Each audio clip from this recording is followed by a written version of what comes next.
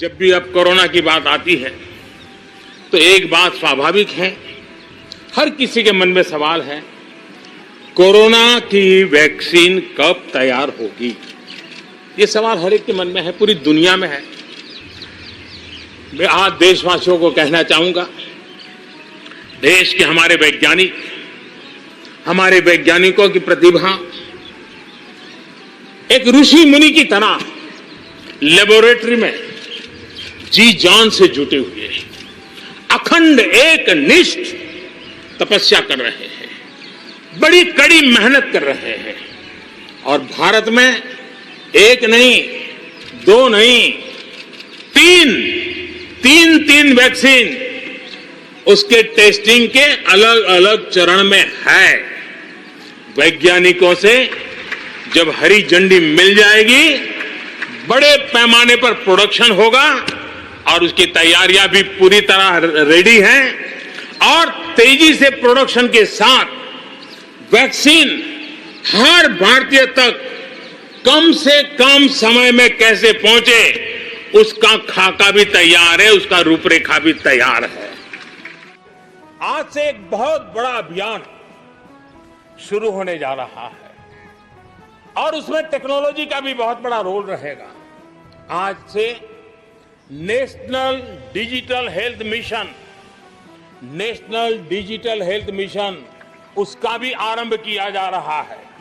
भारत के health sector में ये एक नई क्रांति ले आएगा। इलाज में आने वाली परेशानियां कम करने के लिए टेक्नोलॉजी का बहुत सुविचारित रूप से उपयोग होगा।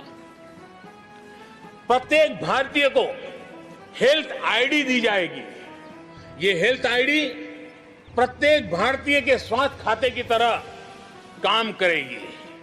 आपके हर टेस्ट, हर बीमारी, आपको किस डॉक्टर के पास कौन सी दवा ली थी, उनका क्या डायग्नोसिस था, कब दी थी, आपकी रिपोर्ट क्या थी, ये सारी जानकारी इस एक हेल्थ आईडी में आपको समाहित की जाएगी।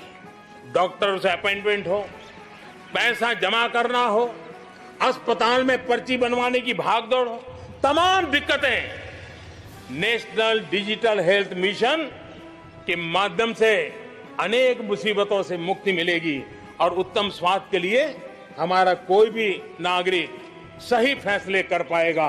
ये व्यवस्था उससे होने वाली है।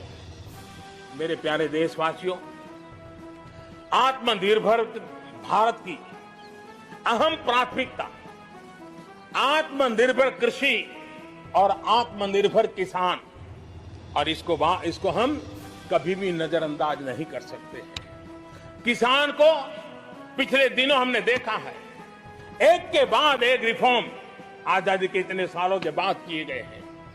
किसान को तमाम बंधनों से मुक्त करना हो, वो काम हमने कर दिया है।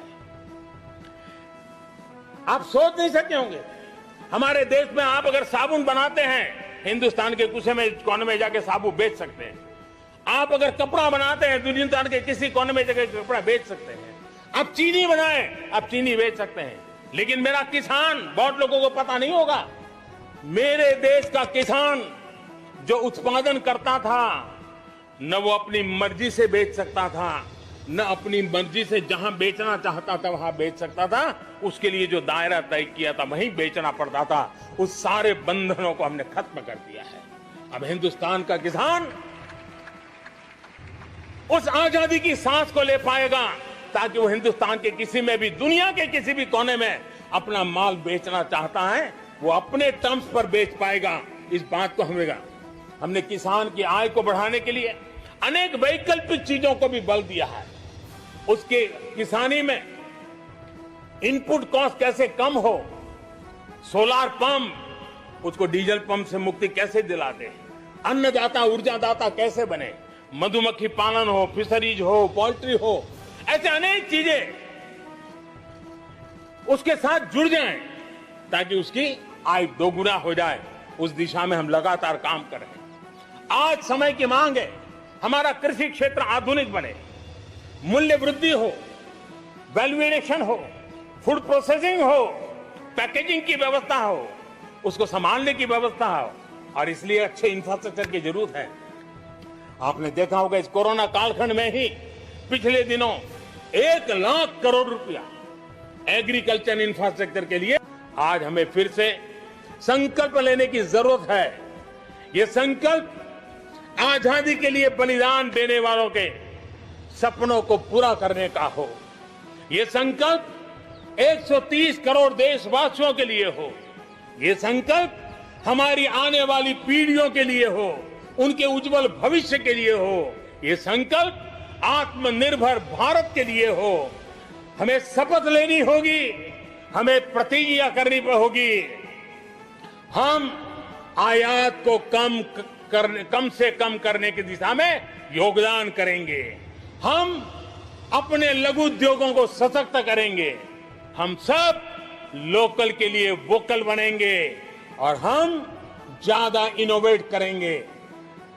हम एम्पावर करेंगे अपने युवाओं को, महिलाओं को, आदिवासियों को, दिव्यांगों को, दलितों को, गरीबों को, गांव को, पिछड़ों को, हर किसी को। आज भारत ने असाधारण गति से असंभव को संभव किया है। इसी इच्छा शक्ति, इसी लगन, इसी जज्बे के साथ प्रत्येक भारतीय को आगे बढ़ना है।